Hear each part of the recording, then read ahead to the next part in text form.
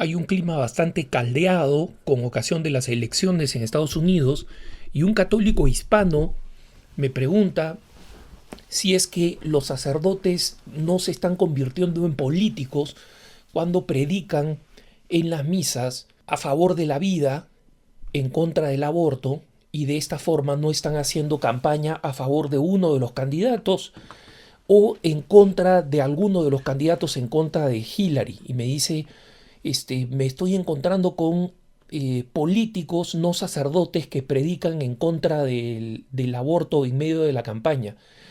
Estamos haciendo una campaña a favor de Hillary y estamos haciendo otra campaña o en contra de Hillary a favor de Trump, desconociendo el tremendo problema que vamos a tener con los inmigrantes si es que Trump sale elegido presidente.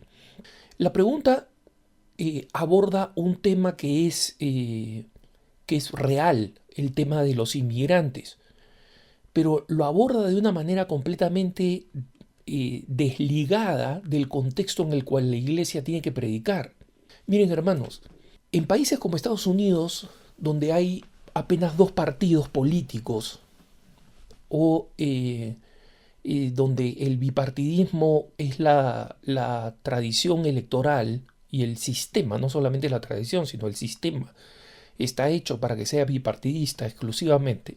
Obviamente que la prédica de la iglesia de todas maneras va a terminar siendo indicativa de a favor de quién está y en contra de quién está.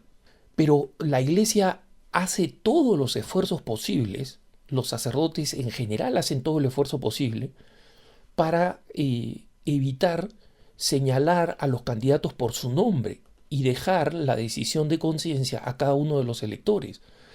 Un elector, un hispano, como es este caso el que me dice, no puede pretender que la iglesia se abstenga de recomendar cuáles son los criterios que un católico debe tener a la hora de votar, simplemente porque está a favor de un candidato y en contra de otro.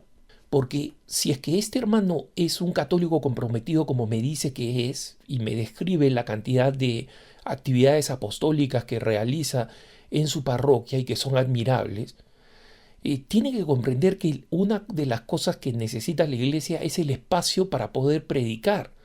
En este momento estará predicando sobre cosas que a esta persona le parecen incómodas o le resultan incómodas porque van en contra del candidato que ha preelegido antes de hacer una decisión en base a los criterios que le da la iglesia. Pero tenemos que reconocer que cuando se presenta otra ocasión, por ejemplo, donde en Estados Unidos se comience a violar la libertad religiosa, y lo estamos viendo, los sacerdotes tienen que tener no solamente la libertad, sino la entereza para predicar. En Estados Unidos, además, el límite es bastante claro. El límite es el que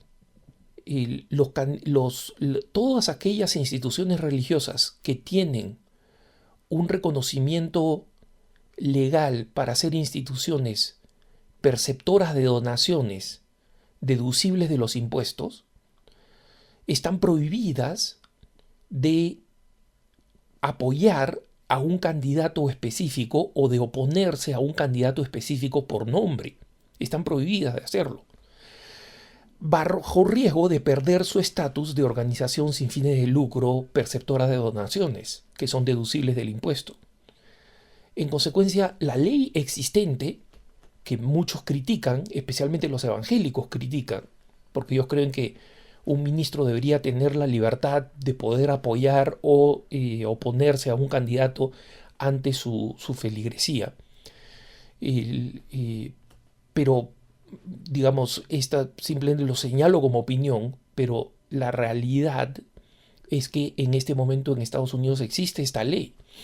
Pero al mismo tiempo se respeta la absoluta libertad religiosa y en consecuencia no tenemos las situaciones que vemos en México, por ejemplo, o en Venezuela, donde distintos poderes, a veces el poder de mando, el poder de turno, otras veces el poder de partidos políticos que son influyentes en determinadas zonas del país, terminen denunciando a la iglesia y a los obispos cada vez que hablan a favor o en contra de políticas específicas, a favor de la vida, de la familia y del matrimonio, por ejemplo, o en contra de las uniones homosexuales equiparadas a los matrimonios.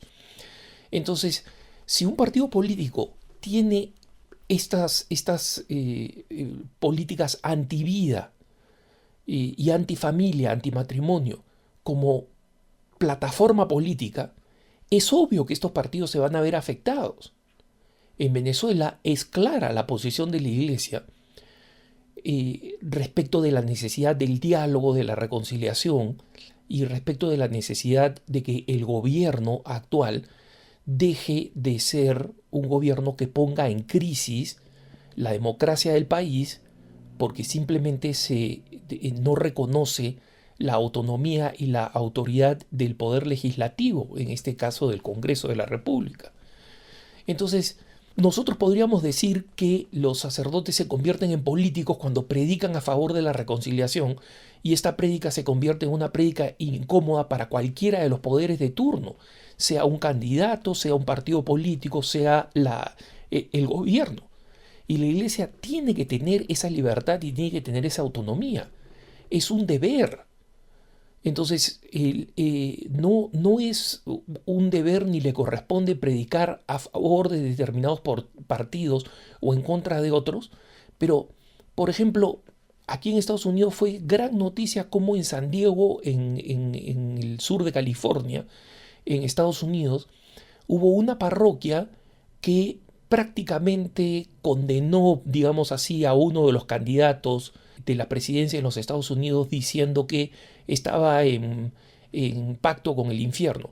Entonces siempre hay alguien que cruza la raya, ¿no? Y que hace lo que a mi modesto entender es incorrecto, que es meterse en la política con P minúscula.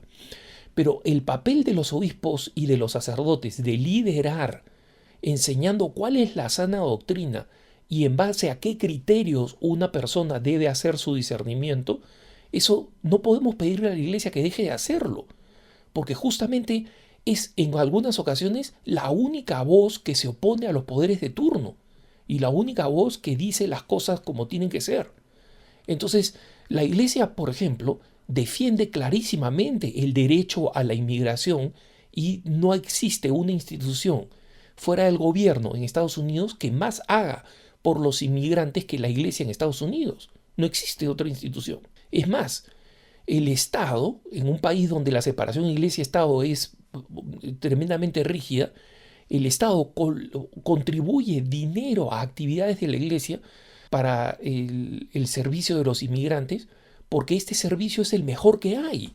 Y el Estado no está en capacidad de montar un servicio tan bueno como el de las caridades católicas en Estados Unidos. Sin embargo, la Iglesia nos da todas las piezas con las cuales nosotros tenemos que hacer un discernimiento. Este hermano dice, yo estoy en contra del aborto, pero nos hemos puesto a pensar qué cosa va a pasar con los millones de inmigrantes que están en el país. Esa es una pregunta que hay que hacerse, y es una pregunta legítima, pero no es la única. Eso es lo que dicen los sacerdotes. Cuando los sacerdotes predican a favor de la vida, ¿de qué están hablando? Están hablando de la vida de otros millones de personas. 1 millón de niños son abortados en los Estados Unidos cada año. 1 millón. En lo que va desde la legalización de Roe versus Wade, más niños han sido asesinados en el vientre materno que personas deportadas de los Estados Unidos, sabiendo además que la deportación es un tratamiento duro e injusto, pero no es quitarte la vida. Quitarte la vida es mucho peor. Entonces la Iglesia está dando todos los criterios que hay que tener en cuenta al momento de hacerse el juicio de por quién voy a votar. Entonces la Iglesia no se pone al lado de un candidato específico. Lo que puede suceder es que algún candidato, por convicción o por conveniencia, se ponga del lado de la Iglesia. Pero la Iglesia va a repetir lo mismo siempre. Va a decir lo mismo siempre, en toda ocasión. Y nosotros tenemos que pelear por la libertad de los ministros de la Iglesia para poder explicar estas verdades y no pretender nosotros, cuando vemos que la Iglesia es censurada en muchos sitios, es silenciada, le es negado el derecho de enseñar la verdad en el ámbito público, no podemos pretender que en un país en los Estados Unidos donde la Iglesia tiene esa libertad garantizada por la Constitución y por las leyes, la Iglesia se autocensure y se calle. simplemente porque a un católico le incomoda lo que la iglesia está enseñando. Es totalmente suicida. Un católico no puede pensar así. No puede pensar en contra de su iglesia simplemente porque a él le incomoda que le cuestionen en la conciencia por quién tiene que votar, y como consecuencia de esto quiere que la iglesia pierda la voz autocensurándose y no diciendo nada.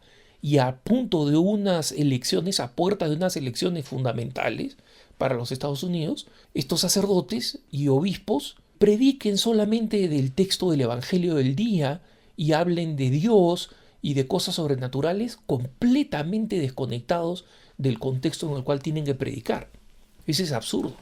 Gracias a Dios, en Colorado, por ejemplo, los sacerdotes han venido predicando claramente en contra de una ley que probablemente pase, que probablemente sea legalizada. Pero la iglesia tiene que tener su voz profética diciendo: esta ley a favor del suicidio asistido es una ley que los católicos no podemos aprobar. ¿Qué van a hacer los sacerdotes el domingo? ¿Predicar solamente de saqueo? ¿Predicar solamente de el hijo pródigo?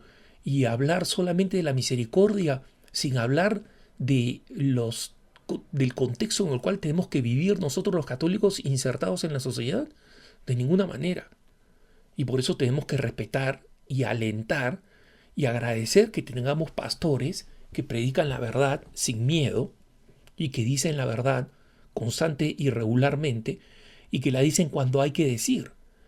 Y tenemos que combatir aquellos regímenes donde sea que se encuentren en el mundo que le impiden que la iglesia tenga ese derecho de enseñar en el ámbito público aquello que está bien y aquello que está mal.